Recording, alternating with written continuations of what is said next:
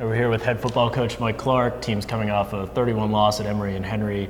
You know, your interviews after the game, you sort of took some of the blame on a decision when it was 7-7. You know, when 4th and 2. Was that about whether to kick a field goal or go for it, or about the play calling setting up? Well, actually, it was a late decision, and as I told the kids on Monday, you know, when we had our player review, I think, you know, sometimes an average call that's timely and decisive gives you a better chance than one that's perfect and made late. And I don't think there's any question. You know, it shouldn't have been. There was a debate that shouldn't have happened. You know, I take the responsibility for that. We were on the road. We were grinding in the rain against a very good football team, and certainly not getting points in that situation.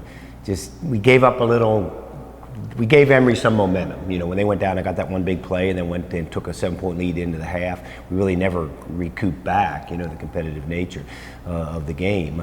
Also, there was a snafu in the kicking game. You know, we had a kid bust a call, and we got a punt blocked. And, you know, when you're on the road and you're playing on a rainy day against a very good football team, they don't need your help. You know, I helped them with some indecision, and then we helped them with the special teams breakdown, and certainly put us in a situation where we weren't able to play catch up and win.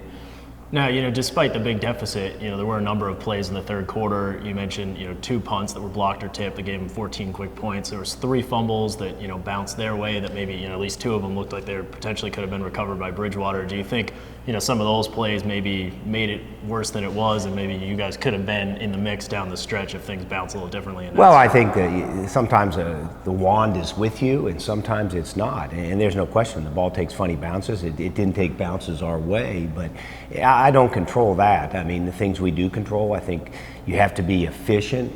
Our offense needs to be efficient. We had 2 nice opening drives. It's got us into the 25-yard line. And, you know, through a penalty and through a sack and through a minus yardage running play, we got punched back both times. And, you know, we're pooch or punting instead of going for touchdowns or kicking field goals with a pretty established kicker. And I don't control the bounces of the football. I think you can't focus on that. You know, as I told our kids after the game, I never accept losing, but at this level, you have to deal with it sometimes. You have to learn to manage it, and my hope is our kids have. I mean, we're right where we were a year ago. We're sitting there 1-1. We're 1 game behind the leader of this conference, and you know, we got the best team in the conference coming in here to play, but we get them at home this year, and we had to very quickly let this one go, study it, Jimmy, but let it go, and then focus on the challenge ahead of us because it's a big one. Yeah, you mentioned Guilford. You know, they may have some of the best offensive weapons you've seen, probably, maybe even in your entire time here.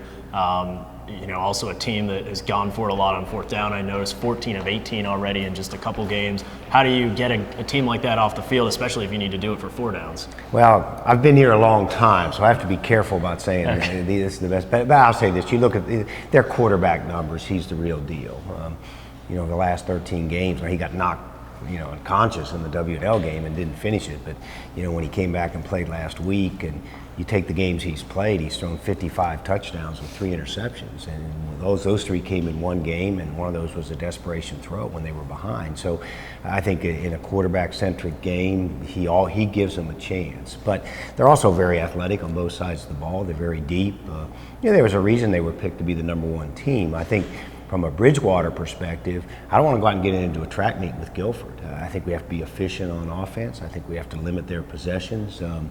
Now, granted, without their starting quarterback, W&L was able to beat them, but W&L held the ball and gave Guilford 9 possessions and held on there at the end. So I think there's a formula for beating those guys. You know, there's nobody in this league that's God's gift to football. There's some good players in this league, and Guilford has about 10 of them that I've seen for about 4 years, because I played against all these kids as freshmen. So, you know, we're kind of accepting the challenge, and I think it'll be a great opportunity for us too. You know, we're 1 game away from making a statement on the national stage, and don't kid yourself. If their quarterback hadn't been out, Guilford would be 5-0, and they'd be they're a ranked type team coming in here to play at Jobson. But you know, we've had good success with teams that have come in here with those credentials over the last couple of years. And I guess, what do we need to do offensively to get moving? You know, we talked about a few coaching decisions, one that worked out. You guys went for it on 4th down deep in your own territory on 1 drive and picked it up. Was that try to kickstart things a little bit? Or? Well, I think ultimately you got to have people making plays. I think in this day and age, people are good enough on defense. It's tough to have 17 15, 16 play drives. They're nice when you do have them and you can finish those off. But I think we got to get sparks. We got to get explosion plays. We got to get people on the perimeter that can make somebody miss. There's no question. I think we have to find a couple runs and a couple running backs that we can hang our hat on in critical situations. We're not going to turn into Oregon overnight. I understand that, but 2 weeks ago we were pretty smart offensively. We had found the formula that enabled us to go on the road and control a football game and beat a pretty decent football team in Shenandoah. And the answers are out there. We're going to have to dig deep and show them. I'm looking forward to the challenge. We just have to do it against better people. But for good teams, they find a way to elevate.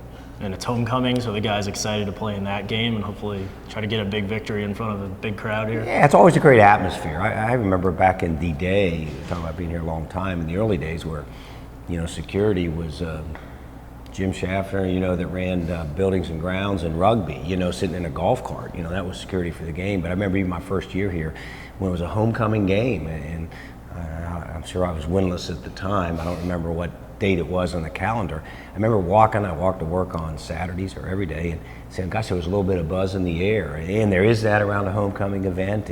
And my hope is that, we can give the crowd a reason to get into the game and then feed off the energy. I've seen it done here before. And looking at the long-term weather forecast, I'm sick and tired of playing in the rain. And it looks like we're going to dodge that this weekend. And I'm hoping our fans don't lose faith in the kids here. I think that it's important to them. They want to do well, and we've got enough talent to be dangerous.